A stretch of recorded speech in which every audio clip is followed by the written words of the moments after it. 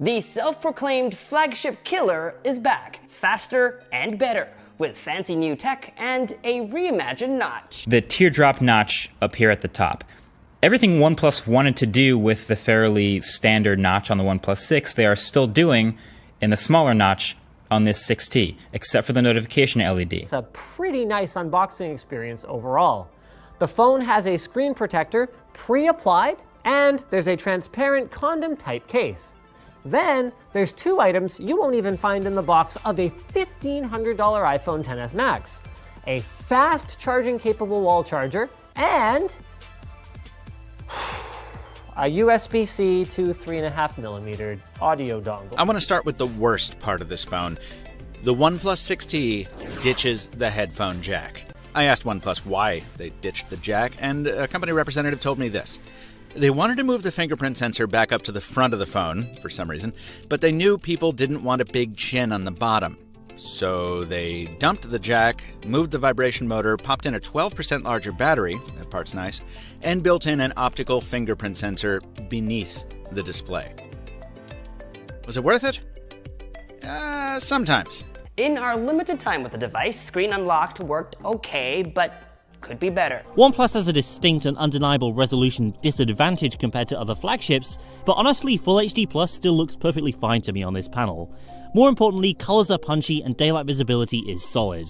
Not all phones are created equally. Structural integrity matters a lot if you want your phone to last a while. The OnePlus 6T does have some flex in the upper half of the phone, but I imagine this is the junction between the board and the battery where the phone is the weakest. There are no kinks in the metal nor damage to the frame though. The OnePlus 6T flexes back to its original shape after the pressure is released. The only thing damaged is my decal. The OnePlus 6T costs $200 less than Apple's new budget phone, the iPhone XR, and is physically better in almost every single way. This is what Apple should have made with their trillions. Good hardware at a fair price. Yeah, the midnight might scratch a bit and the headphone jack is missing, but the OnePlus 6T passes my durability test. As for software, there really isn't anything to write home about here. It's your usual Oxygen OS experience we all know and love. Super clean, with a nice collection of tweaks and customization. Few things to note would be an application locking function. You can clone certain apps. You can finally choose the exact color you want for the system accent. You can set the power button to activate the Google Assistant, and one of my favorite features is the choices you have for navigation. You got the regular 3-button layout, you've got the Pixel navigation layout along with its gestures, and then you have OnePlus's own navigation gestures. Makes it really easy to find what you're comfortable with, and you're not locked into just one type. The overall software experience is great. Android 9 Pie is in full effect here. I love it, and I've actually received a good number of software updates over the weeks to fix some issues and improve performance. It's easily one of the best user experiences on a smartphone.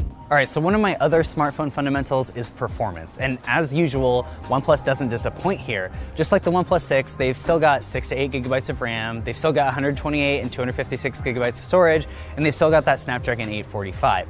And that just kind of makes it so the software and the hardware just get out of your way. You're not seeing dropped frames, and you're not seeing any lag or stuttering issues. They've also done things like putting key app data in memory to make things launch faster. So they're really taking advantage of the fact that they have so much RAM in this phone. I don't think you're ever going to have an issue with performance in the OnePlus 6T. We have a larger capacity battery, 3700 mAh in here. This solves one of the biggest complaints that I had when it came to the OnePlus 6. I've mentioned this in multiple videos before. The 3300 mAh unit on the OnePlus 6, that's what I'd call a perfect one-day battery, and not in a good way. Well, it's perfectly capable of getting you through a day of moderate use. Push it a bit, a little extra someday, and I generally end up getting worried that it's gonna die, and sometimes it does.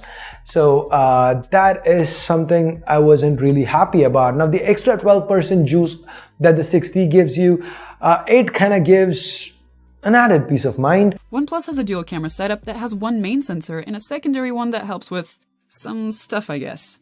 It's still one of the weirdest dual camera setups out there. The secondary camera has the same focal length as the main one, and covering it with a finger doesn't appear to change the image quality, leading us to question its existence to begin with. Most people actually want a really great smartphone camera, and the OnePlus 6T's camera is not bad. It's just not quite as good as something like the Pixel, but it's in a totally different pricing tier, so you really can't compare it. Now, what it does do is capture some pretty sharp images, and they're a little bit desaturated, so they're not gonna look like a Samsung camera or even really a Pixel camera, but they're pretty unique. They actually look really similar to like a Fujifilm camera, and I love Fujifilm colors, so I'm actually really digging this camera. The big new software feature here is night mode. Like similar features from Google and Huawei, night mode trades time for image quality in the dark. As long as you hold reasonably still for a few seconds, the phone will do some lumber crunching and often give you a brighter, better looking photo. In super dark scenes, most of the time it's an improvement on what the 6T can do in full auto mode, but it's nowhere near the magic of the Pixel 3's night sight or Huawei's handheld long exposure mode. It's good, but it's definitely not great. And the rest of the camera experience is once again the same as the OnePlus 6's. It's a good single camera setup that takes pleasing photos with accurate colours and good dynamic range.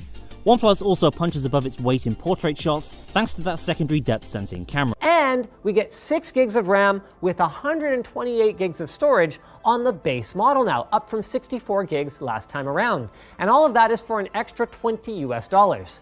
Then, on the high-end model, the RAM and storage stay the same, but for the first time, OnePlus isn't shifting their pricing up with the new generation.